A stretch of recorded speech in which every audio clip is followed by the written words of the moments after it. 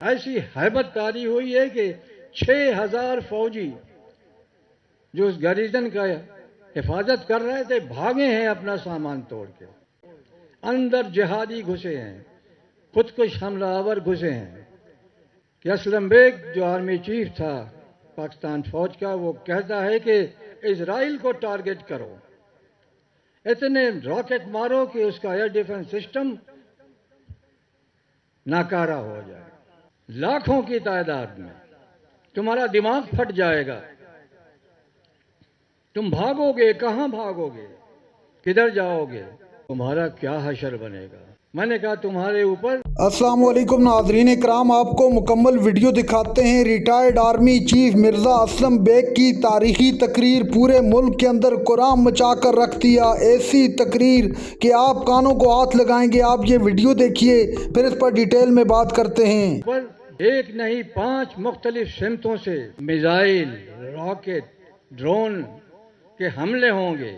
ایران سے، عراق سے، یمن سے، لبنان سے، حماس کی طرف سے، ہزاروں کی تعداد میں، لاکھوں کی تعداد میں. تمہارا دماغ پھٹ جائے گا.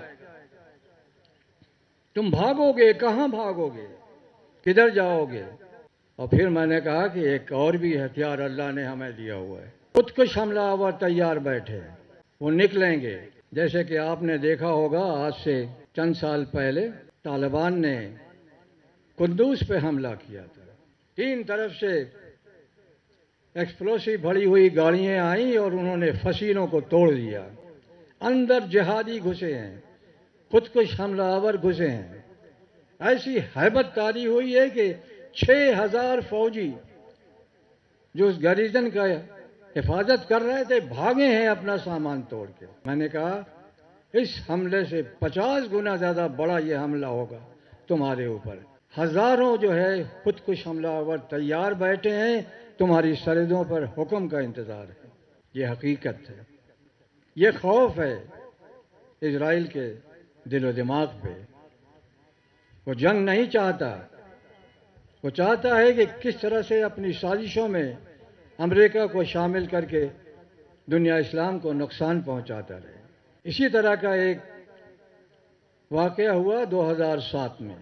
وہ یہ کہ ایران اور اسرائیل کے درمیان کافی تلخیاں تھیں اور یہ ڈر تھا کہ اسرائیل حملہ کر دے گا. میرے پاس ایرانی آئے، میں نے ان کو بتایا کہ دیکھو تمہارے پاس تمہاری صلاحیتوں کے علاوہ راکٹ ہیں، ان کو استعمال کرو، اتنی تعداد میں استعمال کرو کہ اسرائیل کا ایئر ڈیفنس سسٹم جو امریکہ سے انہوں نے خریدا ہے، جس کو ایئر ڈوم کہتے ہیں، اسٹیل کا بنا ہوا ایک اوپر شامیانہ لگا ہوا ہے کہ جس کو توڑنا مشکل ہے. یہ خبر امریکہ تک پہنچی. جنگ سے 5 دن پہلے واشنگٹن پوسٹ کے اخبار میں خبر آتی ہے کہ اسلم بیگ جو آرمی چیف تھا پاکستان فوج کا، وہ کہتا ہے کہ اسرائیل کو ٹارگٹ کرو، اتنے راکٹ مارو کہ اس کا ایئر ڈیفنس سسٹم ناکارہ ہو جائے.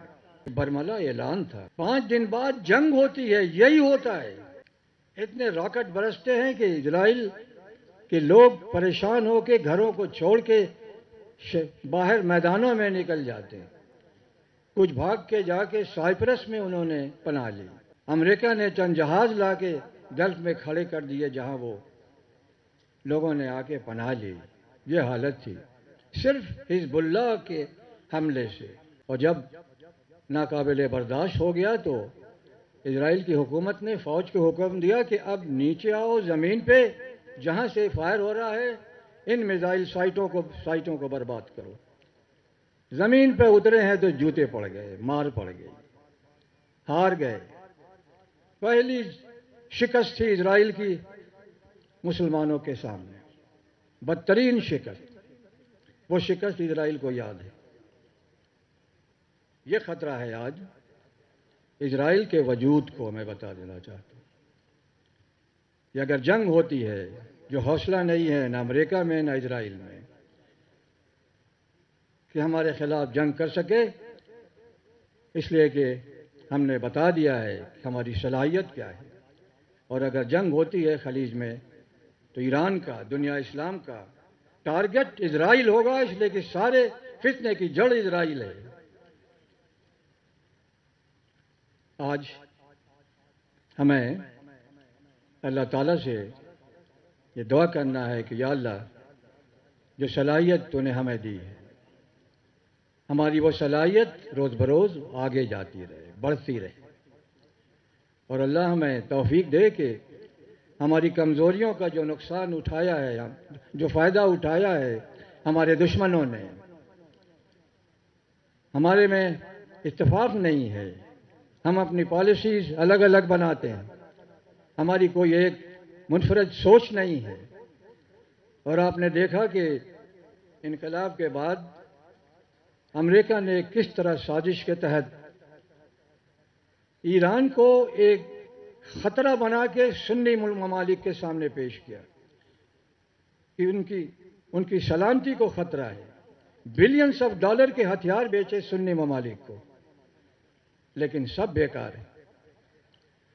اس لیے آج یہ مجمع، یہ اجتماع اللہ تعالیٰ کی برکت سے آج قائم ہوا ہے کہ ہم اپنے اختلافات کو بھلا کے، ہم صرف اللہ اور رسول کے بتائے ہوئے احکامات پہ چل کے، اپنے تمام اختلافات کو بھلا کے ایک ہو کے دشمن کے مقابلے کے لیے تیار ہو جائے۔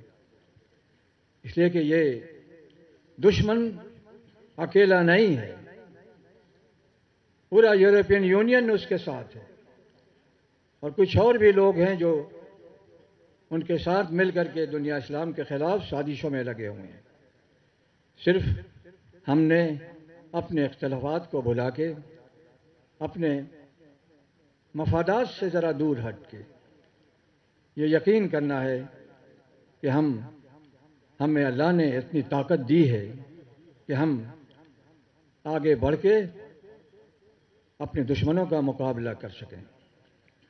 اور آج اس اجتماع کے حوالے سے میں وہ پیغام دہرانا چاہوں گا جو میں نے 1988 میں جب جنرل ضیاء کا انتقال ہوا اور اللہ نے مجھے آرمی چیف کی کرسی پہ بیٹھایا، پورے ملک کا اقتدار میرے ہاتھوں میں تھا، لیکن وہ امانت تھی ہمارے۔ ناظرین کرام، آپ نے ویڈیو دیکھی retired army chief Mirza Aslam Beg کا طوفانی خطاب کے اندر ایران اور اسرائیل کے معاملے پر کھل کر بات کی۔ سابق آرمی چیف مرزا اسلم بیگ کا کہنا تھا کہ پاکستان نہ صرف ایک مضبوط ریاست ہے بلکہ پاکستان کی طرف کوئی میلی آنکھ سے بھی نہیں دیکھ سکتا، کوئی دیکھنے کی کوشش کرے گا تو وہ آنکھ نکال لی جائے گی۔